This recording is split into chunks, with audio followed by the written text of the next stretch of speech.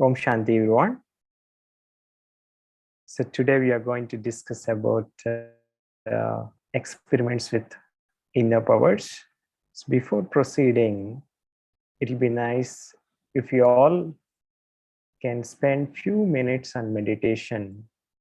I request sister to share the picture so that we all can do few minutes of meditation.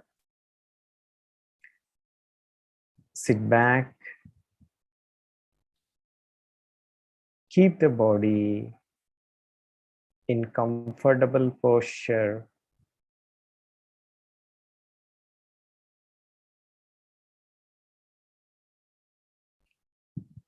Have a deep breathing.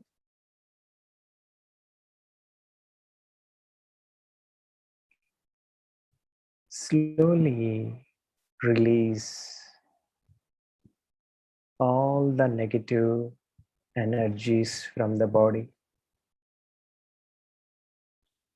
Again, have a deep breathing and release the negative energies from the body. Slowly, the body is getting relaxed.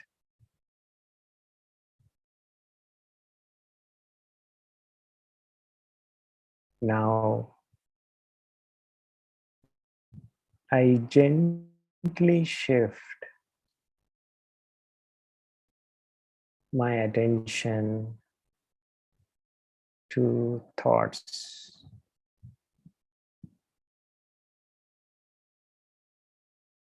Just observe the thoughts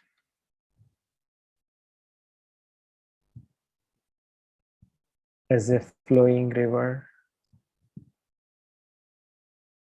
Thoughts are coming and going. I'm just observing.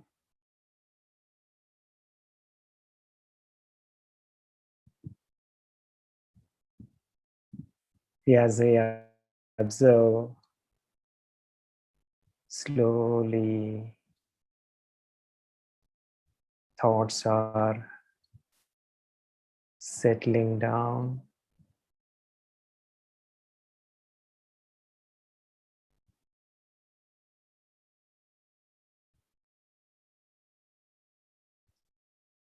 Now I visualize a shining light at the center of forehead.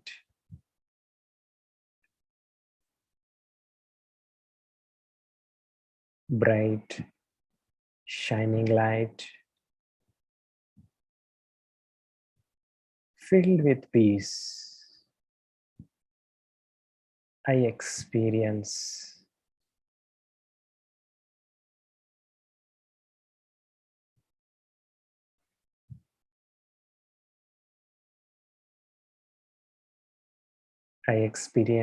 peace, the vibrations of peace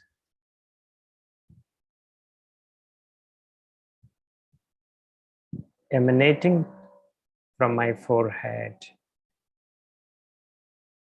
filling this room.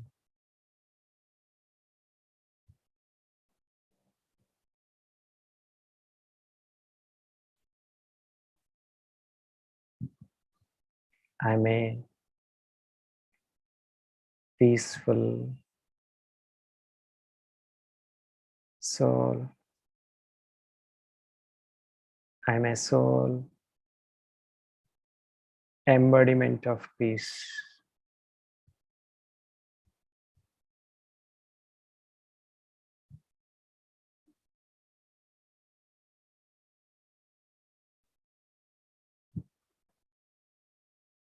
Om Shanti.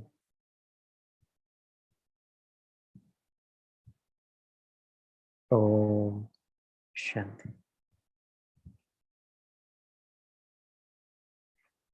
Welcome back. So today we are going to discuss about experiments with inner powers. If I can ask a question to all, do you believe that we have inner powers? So if there is any way you can put it in chat or raise hand virtually, that's fine. So the question is, do we believe we do have inner powers? We already have inner powers or not? I'm sure many of you would say, yes, we do have inner powers. It's easy to understand. In our daily life, we would have experienced many difficult situations, difficult decisions. So we all had experimented with these inner powers.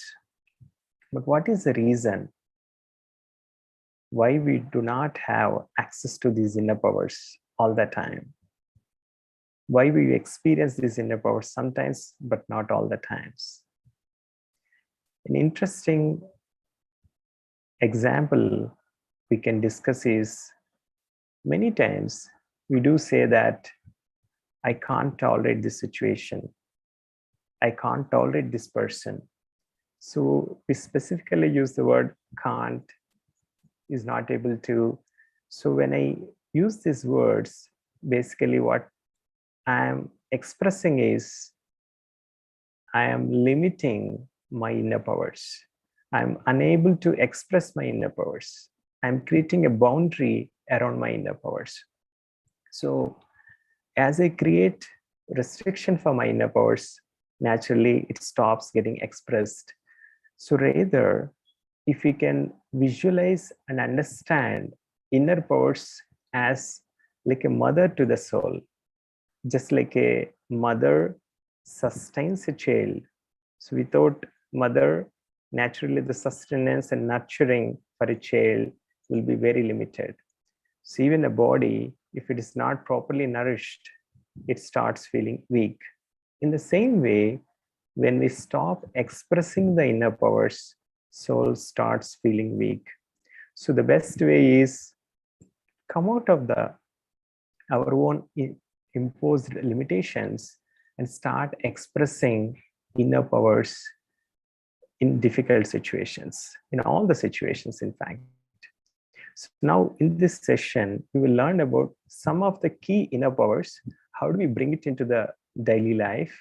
And some of the experiments I have done with these inner powers. Also towards the end, we will have an opportunity for a few minutes to discuss any specific questions. And we can also take some hypothetical scenarios and see how we can experiment these inner powers. So as we move forward in this journey, so the first power that would always help in growing towards the spirituality is power to withdraw. Power to withdraw, the best example is given as tortoise. So it's a tortoise when it is moving, and if it's coming across any difficult or problematic situation, then it immediately withdraws its senses.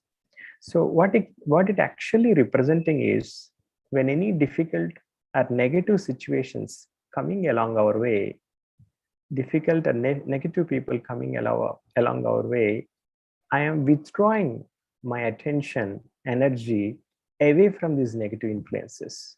So I'm centering back into my positive inner core.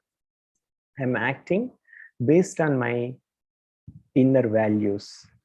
So thereby, I am not impacted by this negative situations. The other word for power to withdraw is power to detach. So here, detach is a very interesting word to understand. Some people understand detachment means leaving, completely going away. But actually the detachment is withdrawing. In other words, let's take few examples. Let's say someone who is very angry towards me in any situation. If I am attached, emotionally attached to that person, I could be reciprocating the anger with anger. So when I'm detached, I can be peaceful while the other person is angry. Similarly, when a person is upset, not feeling good in emotion, the person is attached, naturally, I could also experience the same feeling. However, if I'm detached, I could maintain stability and I can support them. In any family situation also, let's say there is a difficult situation we are going through, and if we have two friends, one friend is like impacted like me, and another friend is very stable. To whom I will go to when a difficult situation comes? Naturally, I go to a person who is stable so that he can give a good advice to me. Similarly, power to detach or power to withdraw helps us to face difficult situations in a comfortable way. Another example is if I'm attached, basically, if a person is not meeting my expectations, and if I'm attached, immediately I will feel the hurt. So if I'm hurt, naturally negative emotions come out of me. So being detached, in other words, is being unconditional love. I can express unconditional love towards that person, unconditional respect towards that person. Let us take a small example in one of the scriptures. In a scripture, it was shown that when Sri Krishna is leaving the place where he grown up to a different place, many gopikas around Sri Krishna starts feeling sorrow. But however, Radha is completely stable and she's calm. So all of them go to Radha and ask the question, you love Sri Krishna most, you like to have his company the most, but why you are not feeling sorrow when he's leaving all of us? Then she says that probably physically he's leaving. Actually, I do not see he's leaving actually. So that's a person's attitude when he's loving and detached. So detachment naturally brings unconditional love. So similarly, in our day-to-day situations, when we are detached, we can be helping the situation, helping the family members a lot. So the next power is power to let go. Before going to the next power, I would like to share a quick experiment that I have done in our office using the power to withdraw. A few years back, one of the employees who joined into our organization was extremely talented. She's very good at all the work that she's delivering, but she's also having a lot of negative feelings towards the entire management chain.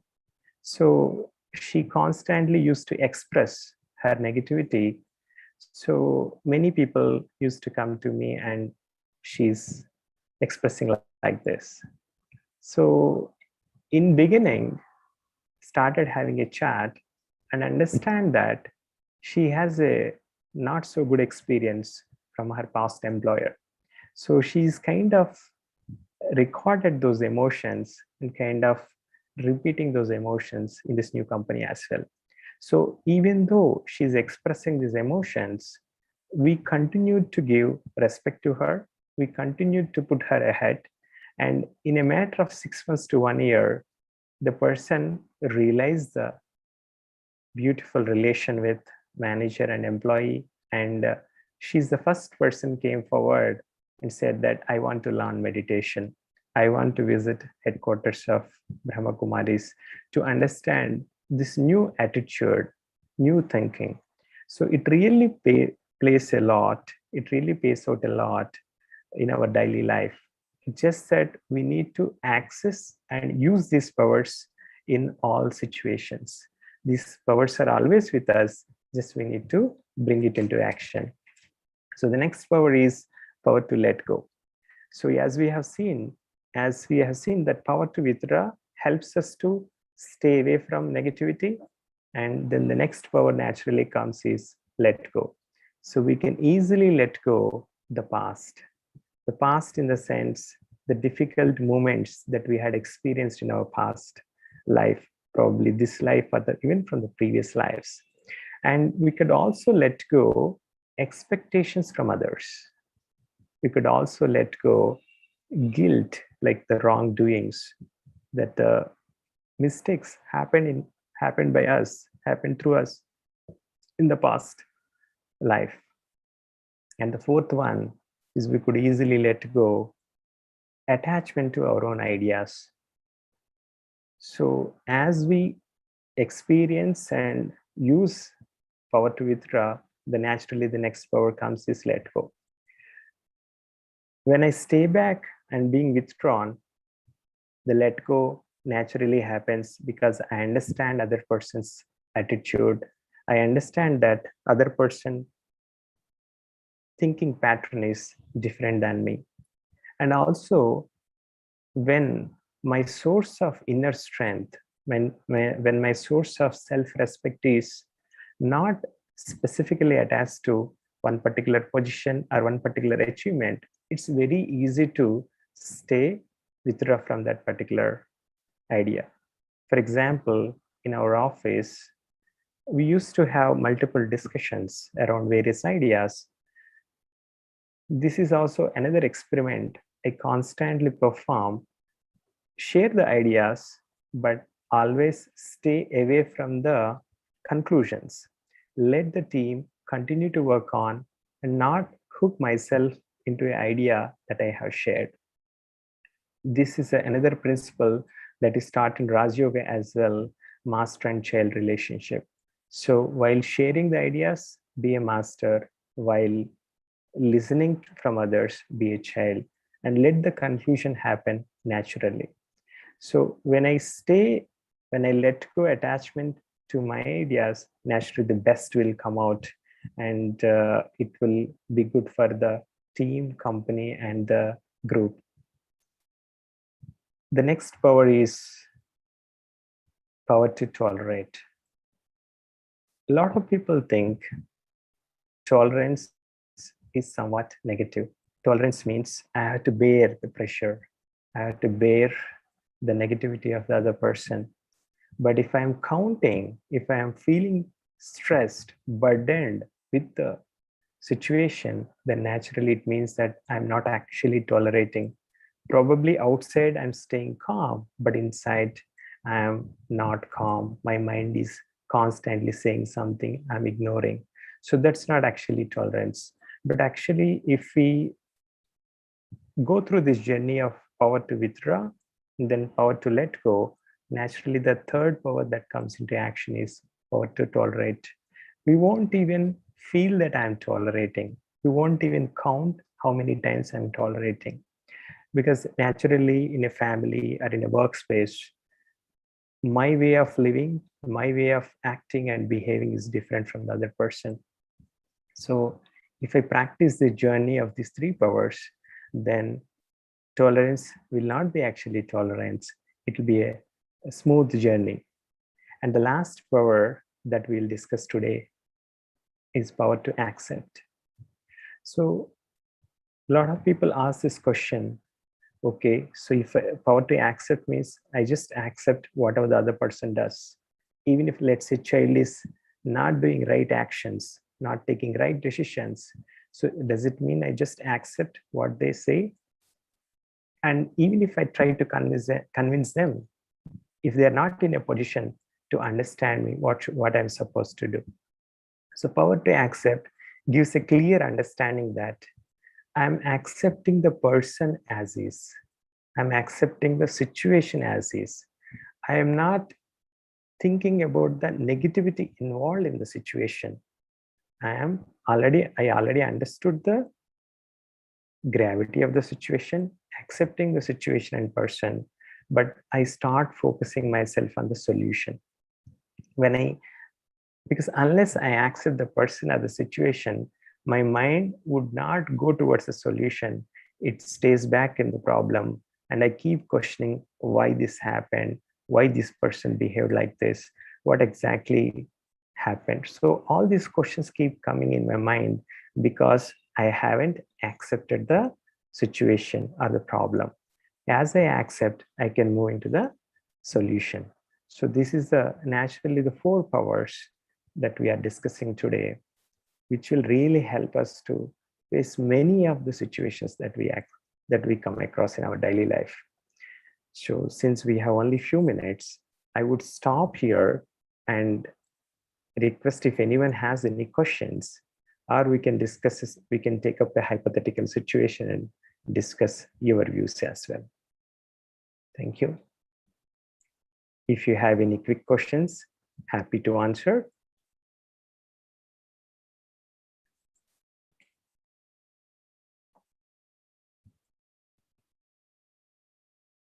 Okay, so before we conclude, let me ask you a question then. So a lot of people who come to BrahmaKumaris ask one general question: my family members do not respect my views, what should I do? It means they don't respect me. That's what they would come and complain or ask the suggestion of how I should deal with this situation. If you have any views, happy to share. Please feel free to share. Okay, so let me share some of the views that I could collect. So at a first step, if I start feeling that my family members are disrespecting me, then it means I am not detached from the situation, because they are behaving different to my views. They are behaving different than my perspective. Their perspective is different. So if I treat that different perspective as a disrespect, then it means I'm attached to the situation. So the first power to apply here is power to withdraw. So I'm withdrawing from the situation. I'm not considering them as disrespecting me. I'm just considering that they have different views. So the moment I have the power to withdraw, naturally, next power that comes is power to let go. So I could understand that their views are different. I am not hurt by their views. Then the next step is easy to tolerate. I won't have any negative emotions or feelings towards them. And the last one is power to accept. So I accept as they are, as the situation as is. Since their views are different, I start thinking about the solution. What could we do together to bring a good conclusion to that particular situation? So these 4 powers work very hand in hand in most of the situations that we feel in our daily life. Raja Yoga also teaches 4 more powers, which we may probably discuss at some other time. So today we will conclude here with these 4 powers. Thank you again for all your time, and it's wonderful to meet and share my personal learnings with all of you. Thank you very much. Om Shanti.